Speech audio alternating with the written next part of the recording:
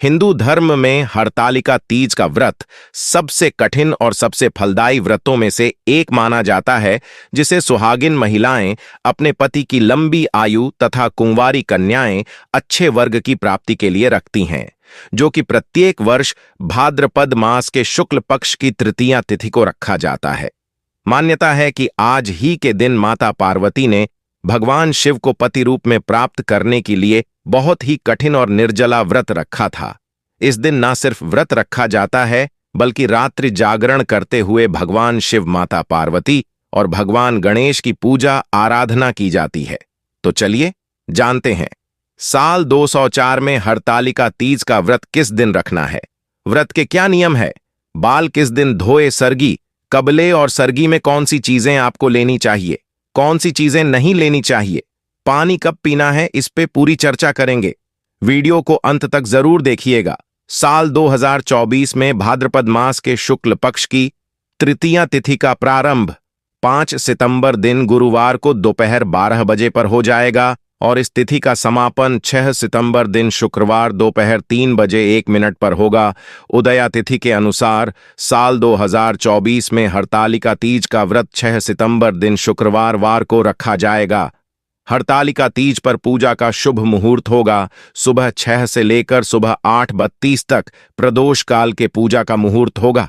शाम 5 से लेकर शाम 7 तक 2 पर आज के दिन राहुकाल का समय होगा सुबह 10:30 से लेकर दोपहर 12 बजे तक।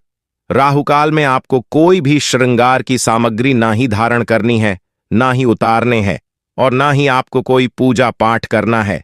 राहुकाल में शुभ कार्य वर्जित बताए गए हैं, तो किसी भी खास पूजा पाठ में राहुकाल का विशेष ध्यान रखा जाता है। तो राहुकाल आप अभी से नोट करके रख लें। हरतालिका तीज व्रत के पारण का जो शुभ मुहूर्त होगा वो होगा 7 सितंबर दिन शनिवार सुबह 6 बजे, सुबह 7 बजे 1 मिनट पर व्रत का पारण सदैव पूजा के विसर्जन के बाद ही किया जाता है। तो इस बात का ध्यान रखेंगे दोस्तों। बात करते हैं नहाए खाए की और बाल धोने की, क्योंकि किसी भी व्रत के एक दिन पहले शरीर और मन की शुद्धता के लिए नहाए खाए की विधि बताई गई है और इसमें बाल धोकर स्नान किया जाता है, क्योंकि शुक्रवार के दिन हरतालिका तीज का व्रत हम रखने वाले हैं। तो एक दिन पहले गुरुवार पड़ रहा है और गुरुवार को बाल धोना वर्जित बताया गया है। कई लोग गुरुवार को बाल नहीं धोते हैं, तो ऐसे में नहाए खाए में बाल किस प्रकार से धोए, तो या तो आप बुधवार को ही बाल धो लें और बाल धोने के बाद शुद्ध भोजन ले, या फिर आप गुरुवार को यदि बाल धोते हैं तो जल में हल्दी मिलाकर फिर इस जल से आप बाल धो सकते हैं, इससे दोष नहीं लगता है।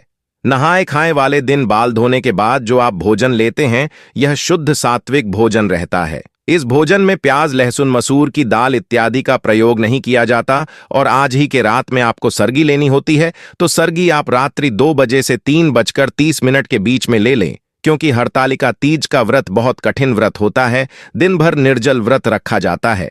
इसीलिए सरगी का विधान है कि जब आप सरगी में फलहार या फिर पानी, जूस वगैरह ले लेते हैं तो व्रत के दौरान आप ऊर्जावान महसूस करते हैं।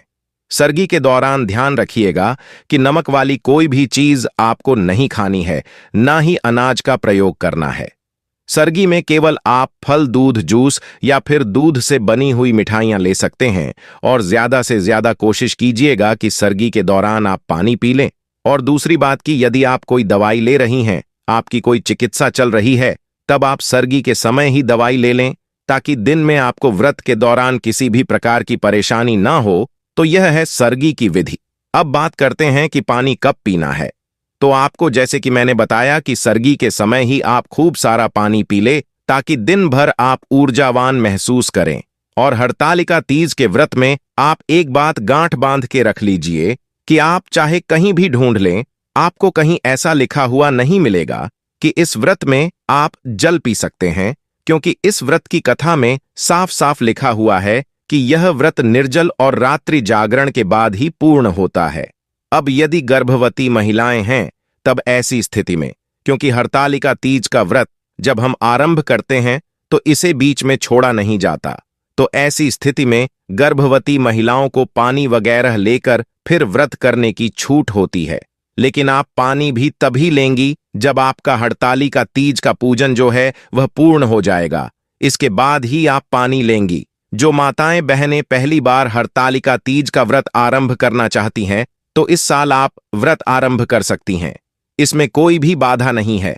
बस ध्यान रखिएगा कि हरतालिका तीज का व्रत जब आप एक बार धारण करती हैं तो इसे बीच में छोड़ा नहीं जाता है, और यदि आपको व्रत छोड़ना है तो व्रत का उद्यापन करने के बाद ही इस व्रत को छोड़ा जाता है।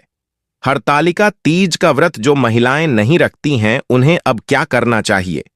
हरतालिका तीज का व्रत भले आप नहीं रखती हो, लेकिन आज के दिन आप जहां भी हरतालिका तीज की पूजा हो रही है, वहां 5 प्रकार के फल या 5 प्रकार के फूल लेकर जाएं। पूजा में शामिल हो, फुलेरा का स्पर्श करें, फला फुलेरा के दर्शन करें, और आपके एरिया में यानी कि आपके क्षेत्र में जहां जहां भी पूजा हो रही है, अड़ता का तीज की तो 5 फुलेरा का दर्शन आज के दिन अवश्य करना चाहिए।